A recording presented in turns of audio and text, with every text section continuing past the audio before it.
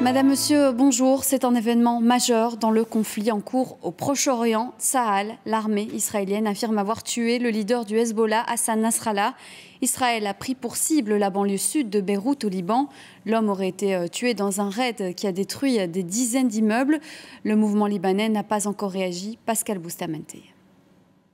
On était sans nouvelles d'Hassan Nasrallah, le secrétaire général du Hezbollah, depuis hier soir. C'est la télévision israélienne qui a rompu le suspense. Nous sommes avec des nouvelles de dernière minute qui nous parviennent il y a quelques instants.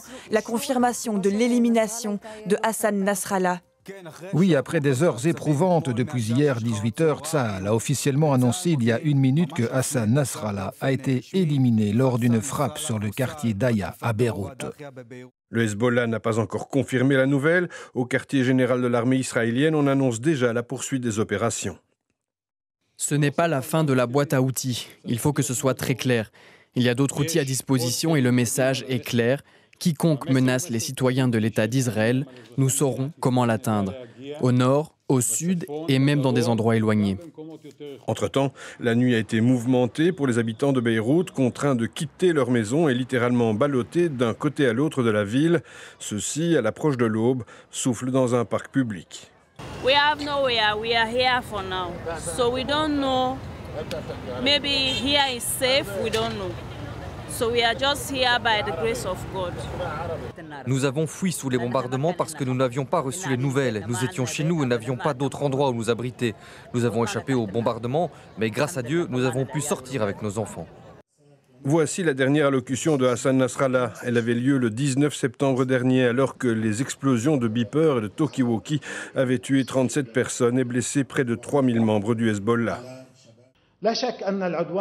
Il ne fait aucun doute que l'agression qui a eu lieu était majeure et, comme je l'ai dit auparavant, sans précédent. Elle sera punie à juste titre, là où ils peuvent l'attendre et loin de leurs attentes. Hassan Nasrallah dirigeait le Hezbollah depuis 1992. Cet homme très pieux a fait du mouvement financé par l'Iran une force politique et militaire incontournable au Liban. Sa disparition marquera un tournant dans le conflit qui se développe au Proche-Orient. Hassan Nasrallah, qui est considéré comme l'homme le plus puissant du Liban. On va rejoindre notre correspondante Sophie Guignon à Beyrouth. Alors Sophie, la nouvelle de la mort du numéro 1 du Hezbollah, on imagine qu'au Liban, l'information est sur toutes les lèvres. Le Hezbollah n'a pas encore confirmé le décès de son secrétaire général Hassan Nasrallah. Les organes de communication du parti continuent de couvrir la guerre comme ils le font normalement, sans pour autant mentionner les affirmations israéliennes sur son décès.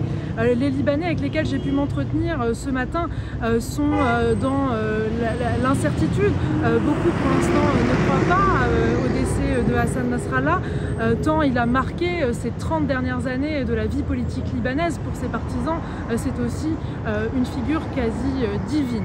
Je me trouve actuellement sur la corniche de Beyrouth où des centaines de Libanais ont fui dans la nuit les intenses bombardements qui ont eu lieu sur la banlieue sud. Ils ont dormi ici dans le plus grand dénuement, à même le sol. Il manque d'eau, de nourriture. Ils sont pour l'instant laissés à eux-mêmes. C'est un moment de grande incertitude à Beyrouth puisque beaucoup de Libanais se demandent si la guerre vient de se terminer aujourd'hui ou si au contraire elle ne fait que commencer.